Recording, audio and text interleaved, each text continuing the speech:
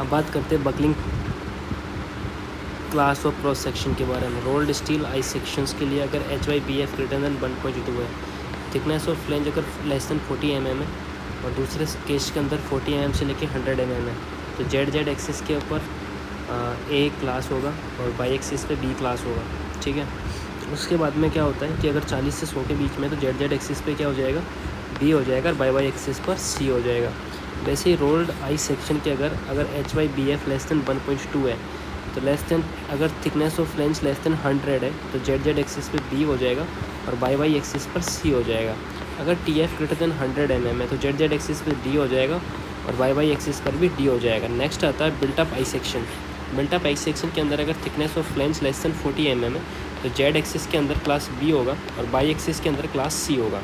अगर thickness of flange greater than 40 mm है तो जेड एक्सिस पे C हो जाएगा, बाई एक्सिस पे D हो जाएगा। फॉलो सेक्शन की बात करें तो hot rolled class A, cold form class B के लिए होता है। जनरल केस के बारे में जनरली एक्सेप्ट स्पेशल केस जो होता है एनी एक्सिस के लिए क्लास B होगा। अब बात करते हैं प्लेट एलिमेंट लिमिट के लिए। B/TF जो होता है लेस देन 300 होगा जेड एक्सिस और ये क्लास C होता है। H/TW के लिए होता है तो बाई एक्सिस होता है और क्लास C होता है। अदर सेक्शंस की बात करें तो channel, angle, T, solid, any axis जो होता है वो क्लास C के लिए होता है।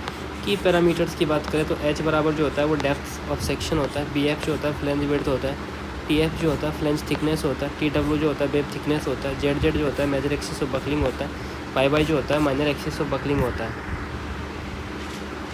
करेक्ट कॉम्बिनेशन ऑफ स्टेटमेंट के बारे में ABCD की बात करें तो दोनों ही ट्रू होते हैं। बकलिंग क्लासेस के बारे में पार्ट डाउन होते हैं। जनरल क्लासेस में एनी एक्सिस होते हैं, क्लास B होता है। प्लेट एलिमेंट कंडीशंस जो होती हैं अगर B/TF लेस देन 30 होता है तो जेड एक्सिस के लिए क्लास C हो जाएगा। अगर H/TW लेस देन 30 है तो बाई एक्सिस के लिए क्लास C हो जाएगा। अब बात करते हैं section shown in figure. Channel section, angle section, T section, solid rectangular section, circular section, built up I section, buckling class all classes any axis के लिए C हो जाता है। ये इनके इम्परफेक्शन फैक्टर है। अब बात करते हैं लोड कैरिंग स्टीफनर्स आर कहाँ प्रोवाइड की जाती है। ये प्रोवाइड की जाती है local buckling of web due to concentrated load.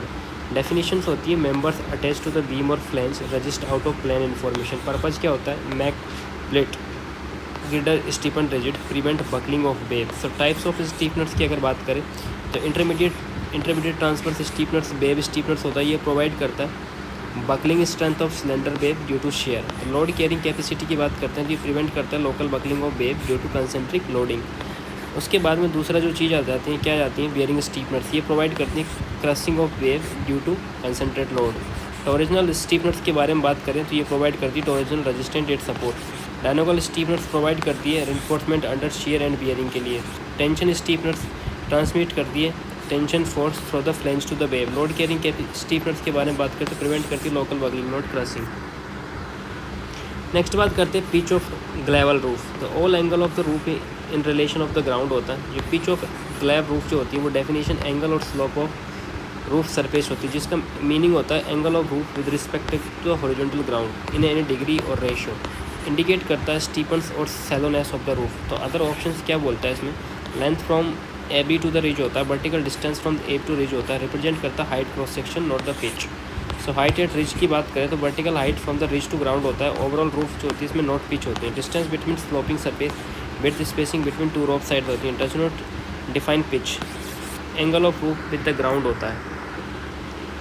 Minimum size of bolt hole for nominal diameter 16 to 24, nominal diameter plus 2 mm extra हो जाएगा। मिनिमम पिच क्या होती है 2.5 into nominal diameter of the bolt, और minimum and distance क्या होती है 1.5 into whole diameter. तो अगर 12 से 14 के बीच में तो 1 आएगा, 16 से 24 के बीच में तो 2 आएंगे, ग्रेटर देन 24 से 3 आएंगे। तो hole diameter, nominal diameter plus hole size ये होता है। क्वेश्चन क्या पूछ रहा है, shear capacity of a bolt is double cover butt joint. Double shear carrying capacity of the bolt in lap joint, double the shear capacity. Lap joint की बात करें, bolt subject to the shear in one plane, shear coat resist on one section, तो single shear condition इसके अंदर आ जाएगी। बात कर रही है double butt cover butt joint. जो बोल्ट होता है सब्जेक्ट टू शेयर होता है on two planes for distribution over the two interference and double shear condition इसके अंदर आती है। कंपेरिजन की बात करें तो लैप जॉइंट जो होता है वो सिंगल शेयर में होता है, बट जॉइंट होता है वो डबल शेयर में होता है। जो कैपेसिटी रिलेशन होता है ना वो double cover butt joint into 2 into lap joint होता है। तो bolt identity identically same force direction के अंदर होता है। Due to double shear full and shear capacity become double. Correct expression economic spacing के लिए, तो करेक्ट एक्सप्रेशन क्या होता है, T into 2P + R। Concept क्या होता है ये पहले पढ़ रखा है। इसमें प्रैक्टिकल गाइडलाइन अगर लेस देन 15 मीटर है तो स्पेसिंग बाई 4 हो जाएगा, 15 से 30 है तो स्पेसिंग बाई 5 हो जाएगा। T बराबर 2P + R होता है। मिनिमम पिच कंडीशन की बात करते हैं किसके अंदर, बोल्ट के लिए P मैक्स जो होता है मिनिमम 12T और 200 होता है। टेंशन मेंबर के लिए 16T और 200 होता है। किसके लिए, पिच की बात कर रहे हैं।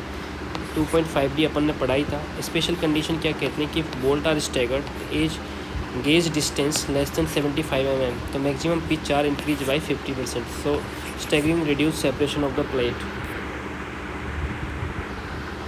नेक्स्ट क्वेश्चन है impose load on roof, flat sloping curve less than 10 degree होता है विद एक्सेस प्रोवाइड होता है। टाइप्स ऑफ रूफ की बात करें तो फ्लैट स्लोपिंग कर्व्ड के लिए स्लोप जो होता है 10 डिग्री होता है। केस ऑफ लोडिंग की बात करें तो एक्सेस प्रोवाइड किया जाता है। लोड जो होता है 150 किलोग्राम मीटर क्यूब या 1.5 किलो न्यूटन मीटर स्क्वायर होता है। मिनिमम लाइट लोड कंडीशन जो होती है वो 375 किलोग्राम या 3750 न्यूटन ओवर वन स्पैन होता है।